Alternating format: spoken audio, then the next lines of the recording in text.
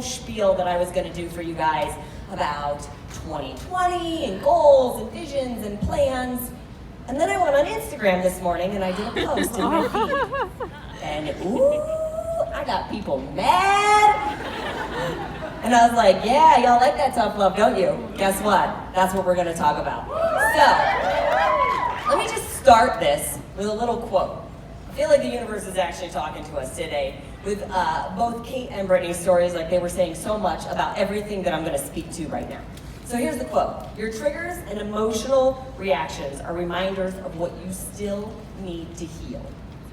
Let me say it again. Hear me. Your triggers and emotional reactions are things that you still need to heal. Okay? I triggered a lot of people this morning talking about nutrition. So, how many people in here think eating healthy is hard? Raise your hand. This is like I need group participation. Eating healthy is hard. So a lot of people think eating healthy is hard, right? Let me just piss you off real quick. Eating healthy is not hard at all. Anybody just get a twinge when I say it? Anybody want to yell at me and tell me all the reasons why it's hard? No. Don't lie. Somebody in here does. Somebody wants to be like, oh really, Autumn? It's so easy for you. So here, let me just break down what I was saying in my post, and then we'll get into this. So everybody says, healthy eating is so hard. I can't stop eating late at night. I can't stop emotional eating. I can't seem to give up the sweets. I can't meal plan. I can't prep. I can't do this because I'm too busy.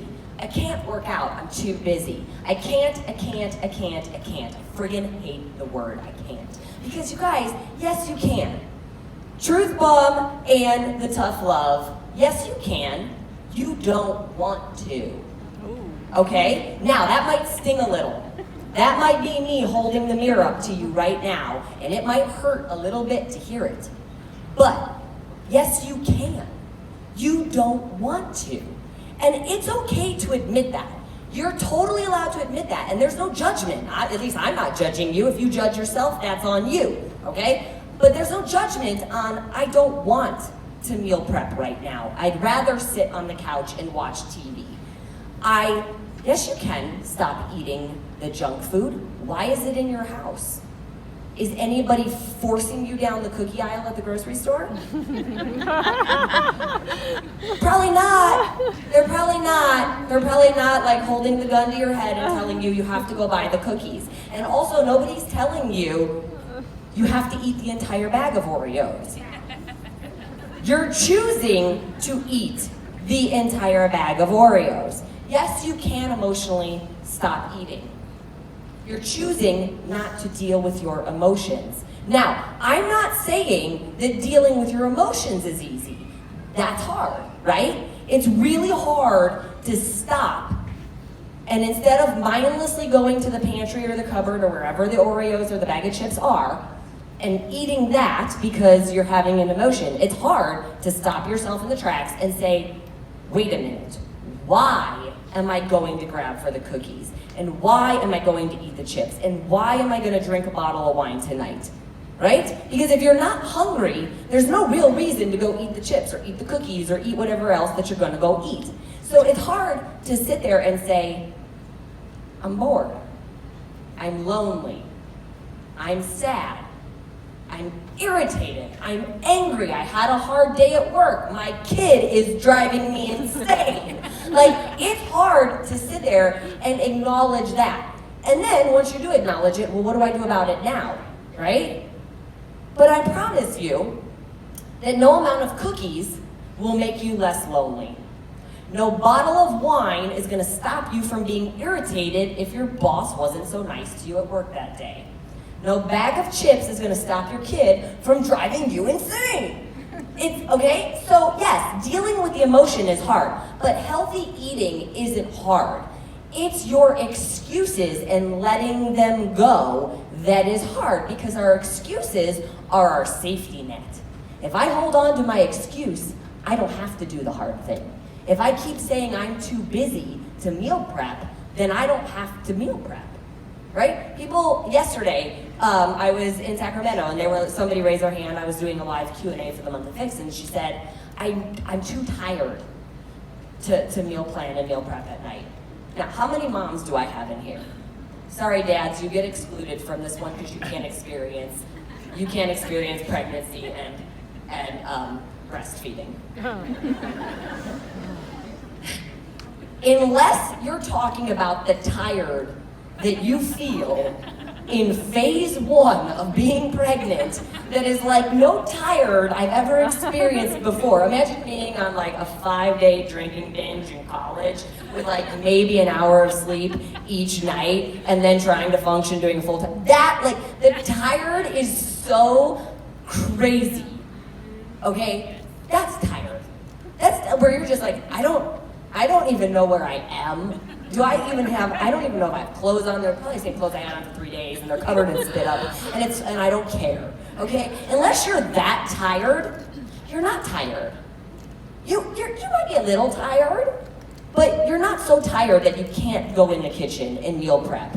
You don't want to go in the kitchen and meal prep. You would rather sit down on the couch and turn on the TV. Don't get me wrong, you guys. I have plenty of days like that too, okay? I have tons of conversations with myself. Y'all might think I'm crazy as can be.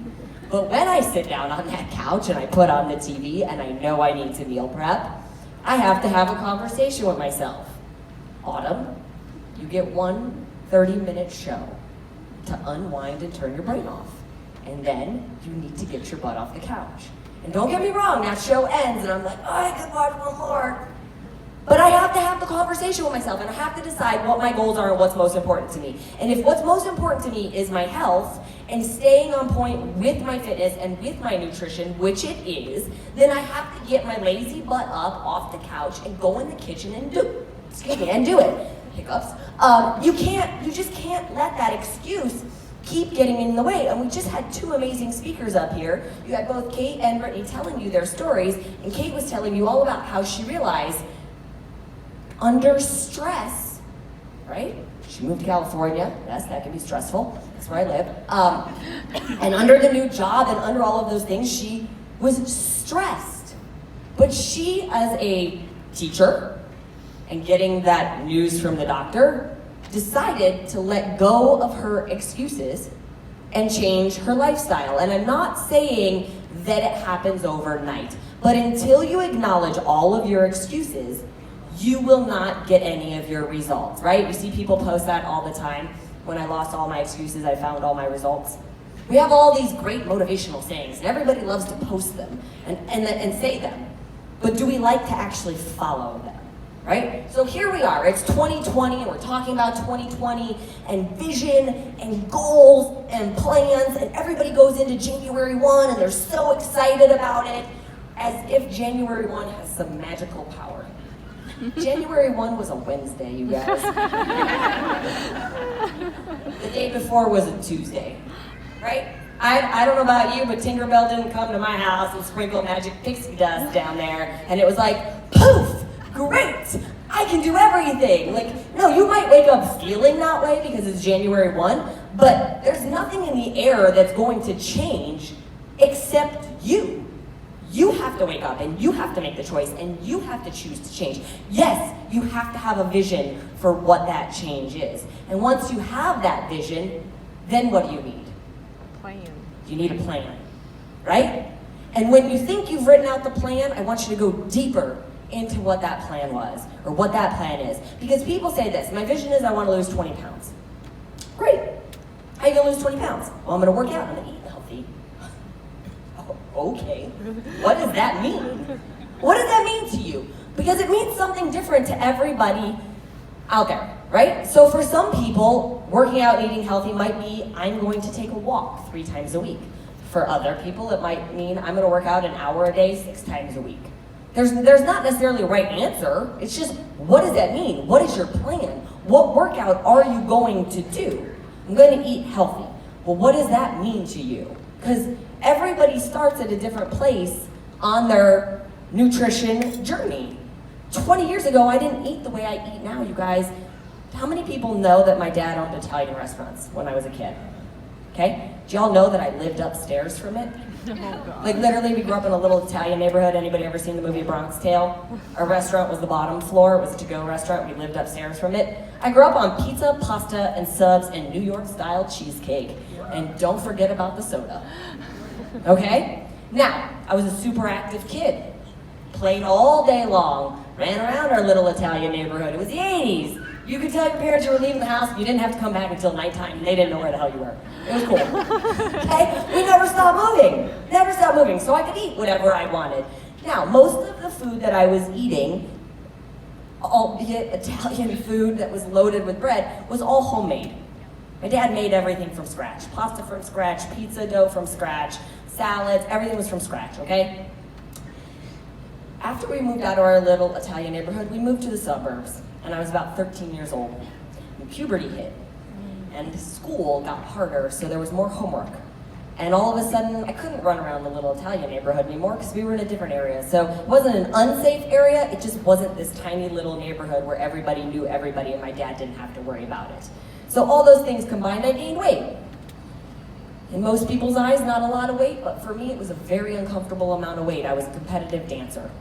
And all of a sudden, dance was really hard, and I couldn't turn the way I used to, and I couldn't jump the way I used to. It was very uncomfortable in my own skin. And I couldn't ask my dad what I could do to lose weight, because he's an Italian dad. He didn't know. In fact, to this day, my dad thinks what I do is a joke.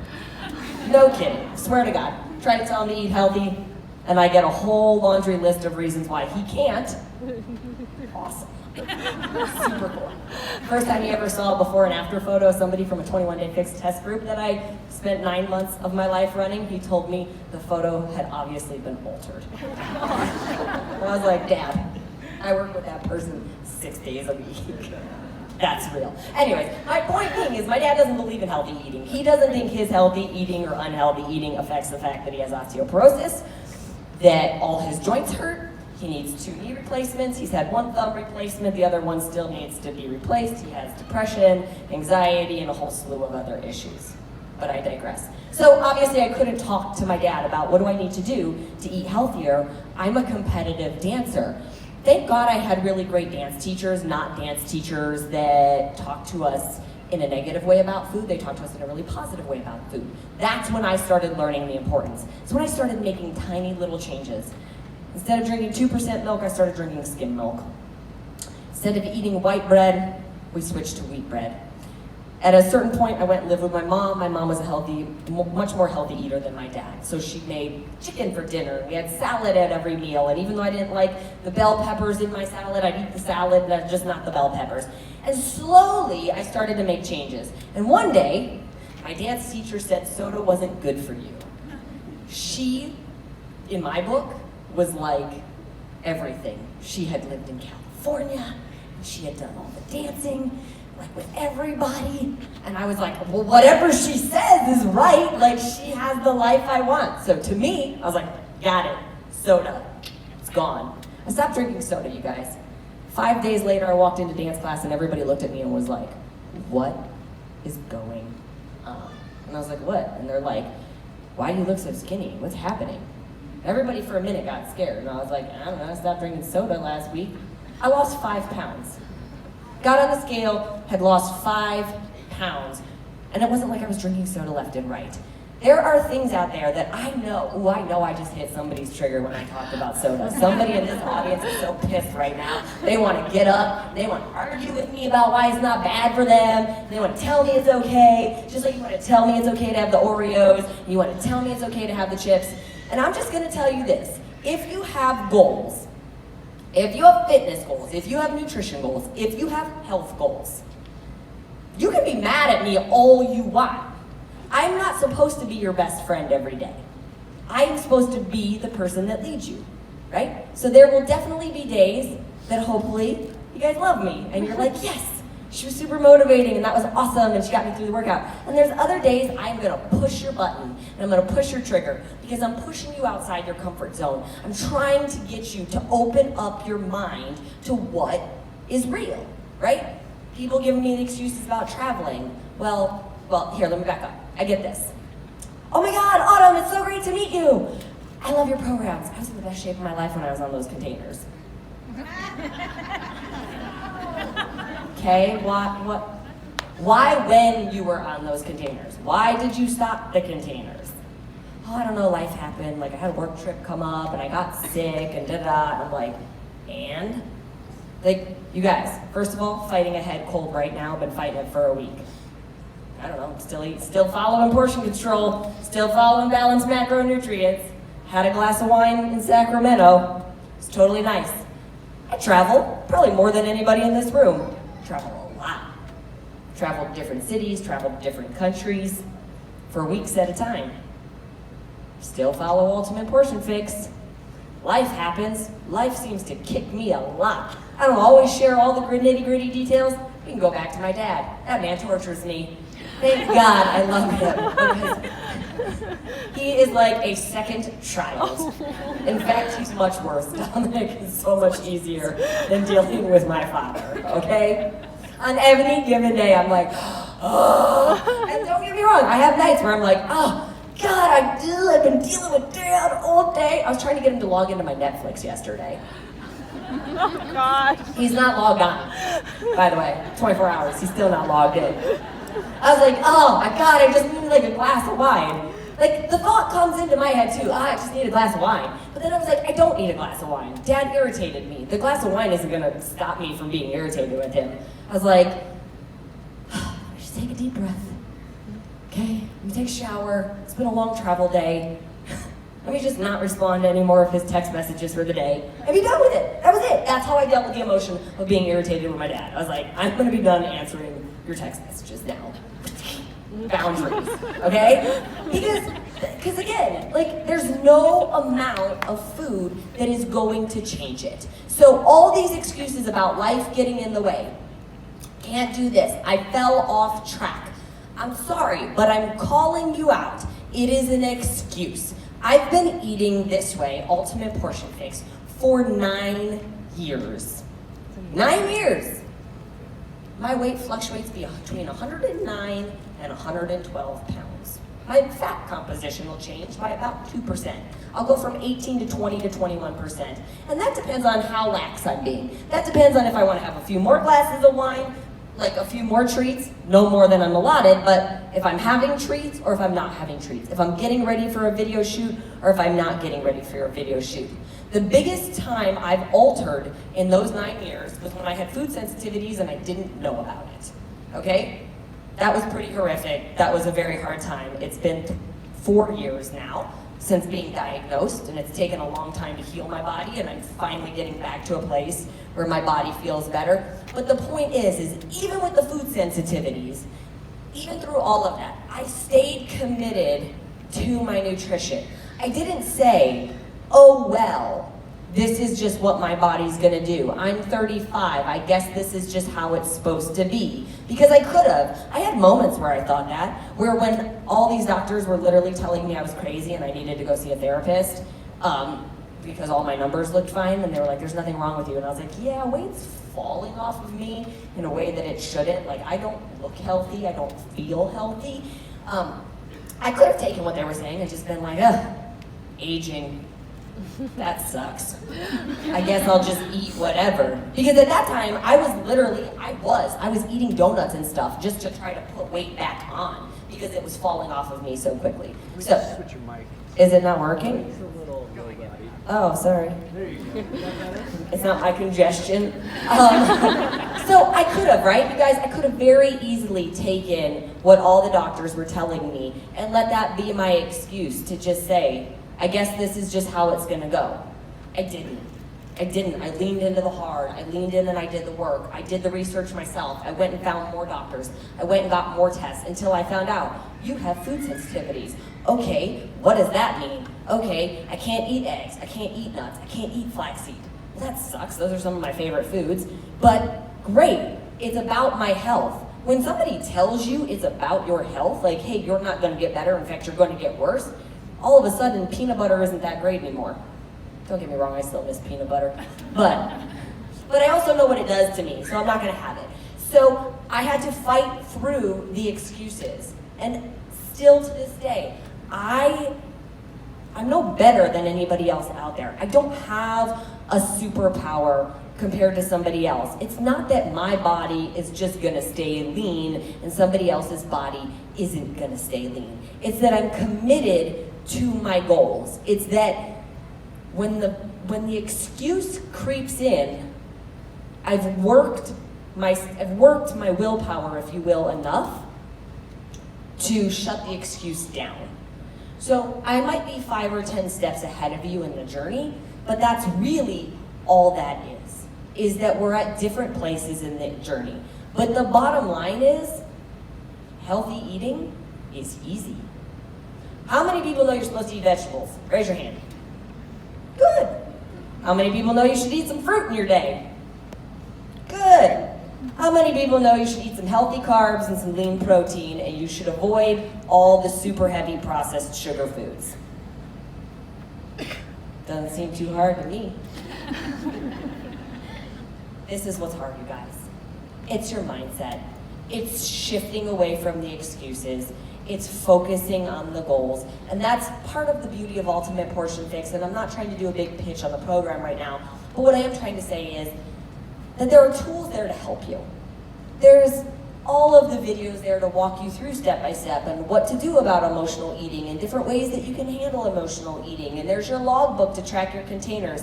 Does anybody in here think I still track my containers? I still track them 3 to 4 times a week. And if I really want to be dialed in, I track them every single day. I use the app on my phone. I track them. And I actually still use my containers. Like, I will put the rice in the container. I will put the chicken in the container. I gotta check myself. Just because I created the program doesn't mean I can't slip off the program. So there's the tools that are there. There's the support that is there. So many people say, I'm in it alone. You're not. You're not in it alone. That is the beauty of Beachbody. I've got 11,000 people in my diet bet right now. You guys, you know how many people ask that, like, they send me a text message because I have a second phone, that it's the first time ever I've allowed people to actually text message me, and they'll ask me the question, they'll be like, if this is even autumn. And then I voice memo them back, and they're like, oh, it's you. Like, I want to help. I'm here to help. I get 500 text messages a day. I sit on my couch for like 2 hours a night voice memoing people back. But the funny thing is, I'm saying the same dang thing over and over again. I'm only getting asked about 4 questions in different versions. And they're all about struggling with nutrition.